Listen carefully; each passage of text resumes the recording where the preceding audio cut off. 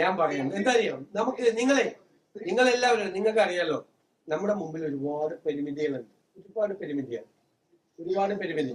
അല്ല കേക്ക് ഞാൻ പറയുന്നത്, ഒരുപാട് പരിമിതികൾ നമ്മുടെ മുമ്പിലുണ്ടല്ലോ. ഇതൊരു റിവൈസ്ഡ് ബഡ്ജറ്റാണ്. റിവൈസ്ഡ് ബഡ്ജറ്റ് 35,000 കോടി രൂപയുടെ പ്ലാൻ വെച്ചിട്ട് 20,500 കോടി ഇല്ല.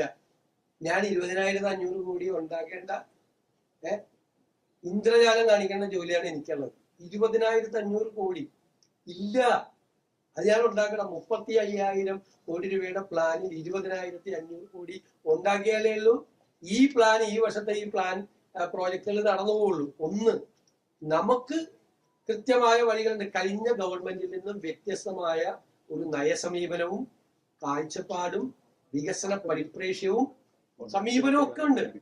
അതെല്ലാം വെച്ചുകൊണ്ടുള്ള ഒരു ബഡ്ജറ്റ് ആയിരിക്കും. എനിക്ക് അത്രയല്ലേ പറയാൻ പറ്റുള്ളൂ. അല്ല, ഞങ്ങളുടെ സ്റ്റാൻഡ് അത് തന്നെയാണ്. മനസ്സിലായി?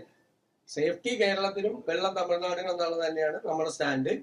അത് തീർച്ചയായിട്ടും ഞങ്ങളൊരു bilateral discussions conduct bilateral discussion ഇല്ല. നമ്മളിപ്പോ അതിനുള്ള ബജറ്റിന്റെ വർക്കിന്റെ അകത്താണ് നിൽക്കുന്നത്. അത് കഴിഞ്ഞു കഴിഞ്ഞാൽ അയൽ സംസ്ഥാനങ്ങളുമായിട്ട് കൂടി സംസാരിക്കും. ഇപ്പൊ കർണാടക ഗവൺമെന്റ് ആയിട്ട് സംസാരിക്കും. അതിന് അവിടെ സന്ദർശിക്കുമെന്ന് പറഞ്ഞിട്ടുണ്ട്. കാരണം രാത്രികാല യാത്രയുമായിട്ട് ബന്ധപ്പെട്ട പ്രശ്നങ്ങൾ കർണാടക ഗവൺമെന്റ് ആയിട്ട് സംസാരിക്കണം. തമിഴ്നാടുമായിട്ട് ഈ വെള്ളം പങ്കുവയ്ക്കുന്നതിന്റെ മുല്ലപ്പെരിയാറിലെ മാത്രമല്ല വിവിധ വിഷയങ്ങൾ സംസാരിക്കണം. അപ്പൊ ഞാനത് 2 മുഖ്യമന്ത്രിമാരോടും ഞാൻ അവരെ കണ്ടു കഴിഞ്ഞപ്പോൾ പേഴ്സണലായിട്ട് അവരോട് പറഞ്ഞിട്ടുണ്ട്, ഈ വിഷയങ്ങളെല്ലാം നമ്മൾ സംസാരിക്കണം. അപ്പൊ നമുക്കുള്ളൊരു ഇതെന്ന് വെച്ചാൽ ബഡ്ജറ്റ് അവതരിപ്പിച്ച് ബഡ്ജറ്റ് ചർച്ച പൂർത്തിയാകാതെ എനിക്ക് ഇവിടെ നിന്ന് പോകാൻ പറ്റില്ലല്ലോ. അല്ല, നമുക്ക് നോക്കാം, നമുക്കത് നേടാം. ഞാൻ പറഞ്ഞല്ലോ, BJP ഇതര സംസ്ഥാനങ്ങളിലെ മുഖ്യമന്ത്രിമാരുമായി ഞങ്ങൾ ഈ വിഷയത്തിൽ കൂടിയാലോചന നടത്തിയിട്ടുണ്ട്. അവര് ഒപ്പുവെച്ച സംസ്ഥാനങ്ങളാണ് എല്ലാ സംസ്ഥാനങ്ങളും.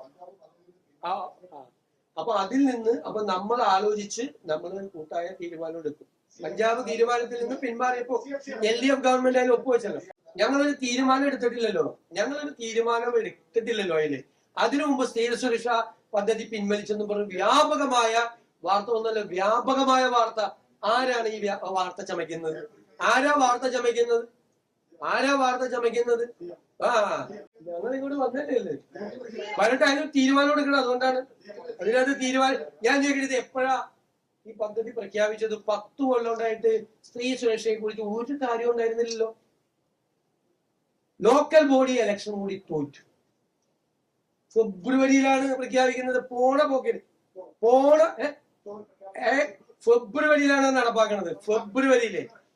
ലോക്കൽ ബോഡി ഇലക്ഷൻ തോറ്റ് കഴിഞ്ഞിട്ട് അസംബ്ലി ഇലക്ഷന്റെ പ്രഖ്യാപിക്കുന്നതിന് തൊട്ടു മുമ്പ് ഒരു പദ്ധതി അങ്ങ് പ്രഖ്യാപിക്കുക.